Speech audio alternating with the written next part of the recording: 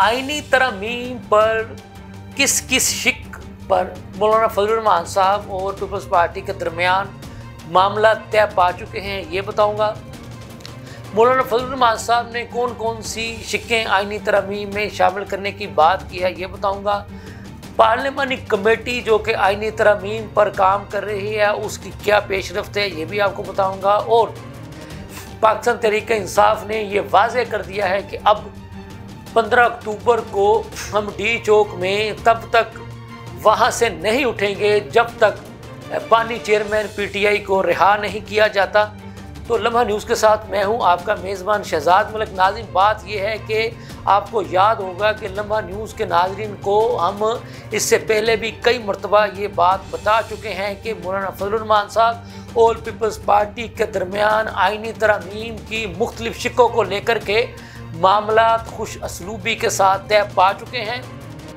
और अब आपने ये देख भी लिया है कि मौलाना फजलुर रहमान साहब ने भी ब्रेक थ्रू होने की बात कर दी है और उन्होंने पीपल्स पार्टी के साथ चलने का भी जो है वो ऐलान कर दिया और बता दिया है कि किस किस शिक पर मौलाना फजलुर रहमान साहब की जमात पीपल्स पार्टी के साथ है। हमने आपको बताया था कि जिस तरह से पीपल्स पार्टी का दो टूक मौक़िफ़ है कि मुल्क भर में यानी कि इस्लामाबाद में जैसे सुप्रीम कोर्ट ऑफ पाकिस्तान इस वक्त काम कर रही है, इसी तरह की एक सुप्रीम कोर्ट ऑफ पाकिस्तान जो है वो आइनी हो, इसी तरह सूबों में भी आइनी अदालतों का क़याम जो है वो अमल में लाया जाए।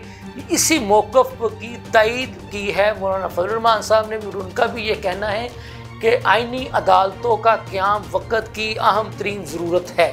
हाँ, अलबत्ता बिलावल भुट्टो ज़रदारी साहब हों या मौलाना फजलुर रहमान साहब हों, उनका ये कहना है कि हमारा इस बात से कोई लेना देना नहीं है कि उस आइनी जो सुप्रीम कोर्ट है या आइनी जो अदालत है उसका सरबराह मौजूदा चीफ जस्टिस साहब को होना चाहिए या कौन से जस्टिस साहब को होना चाहिए। उनका कहना था कि ये हमारा इसमें कोई फेवरेटिज़म नहीं है, लेकिन हम ये ज़रूर चाहते हैं कि मुल्क भर में आइनी अदालतों का क़याम अमल में लाया जाए। उस पर उनका ये मौक़िफ़ है कि चूँकि जो मौजूदा जो सुप्रीम कोर्ट है वो चूँकि आए रोज़ आइनी केसेस को सुनती है, तो आइनी केसेस को सुनने की वजह से जो अवामी मफाद के इस वक्त लाखों के हिसाब से जो केसेस ज़ेर इल्तवा पड़े हैं वो उनकी बारी नहीं आती। तो उनका ये कहना था कि जब आइनी अदालतें अलग होगी तो फिर ये जो सुप्रीम कोर्ट है ये सिर्फ़ और सिर्फ अवामी मफाद के केसेस को सुनेगी।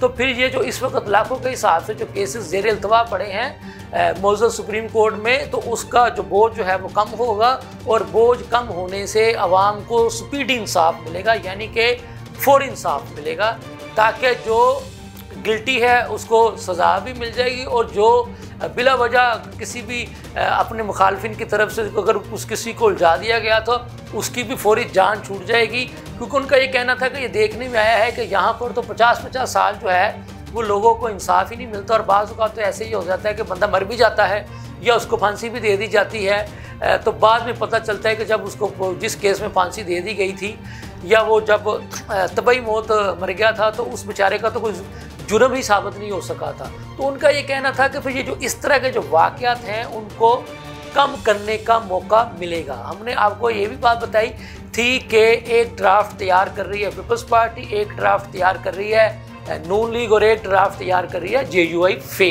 तो अब ये चीज़ें सामने आ चुकी हैं कि पीपल्स पार्टी ने अपना मसवदा, आपको याद होगा कि कल पहली मरतबा जो है वो ओपन किया था और इनके हवाले कर दिया था।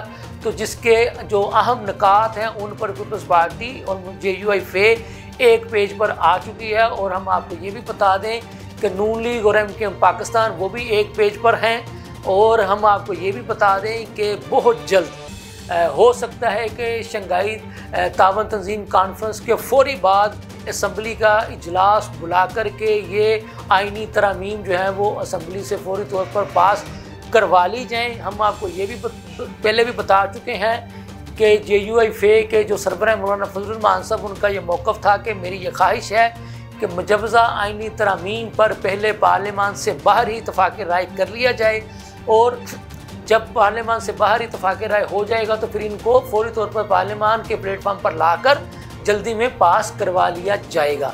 तो हम आपको ये भी बता दें कि इसी सिलसिले में पाकिस्तान तहरीक इंसाफ के साथ पीपल्स पार्टी वाले भी और JUI फे वाले भी जो है वो राब्ते कर रहे हैं और उनको भी इन्हीं आइनी तरमीम पर कायल करने की कोशिश की जा रही है।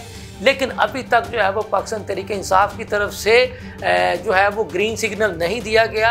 अगर ये कहा जाए कि पाकिस्तान तहरीक इंसाफ, पीपल्स पार्टी और JUI फे के दरमियान आइनी तरमीम को लेकर के डेडलॉक बरकरार है तो ये बेजाना होगा। लेकिन चूँकि इस इशू पर रोज़ाना की बुनियादों पर आप कह लें कि ओपन मीटिंग भी हो रही हैं और दड़पड़ता मुलाकातों का सिलसिला भी जारी है, लेकिन जल्द ही ब्रेक थ्रू होने का इम्कान है। ये थी अब तक की ताज़ा तरीन सूरत हाल। इसके साथ मुझे इजाज़त दीजिए। अल्लाह हाफ़िज़।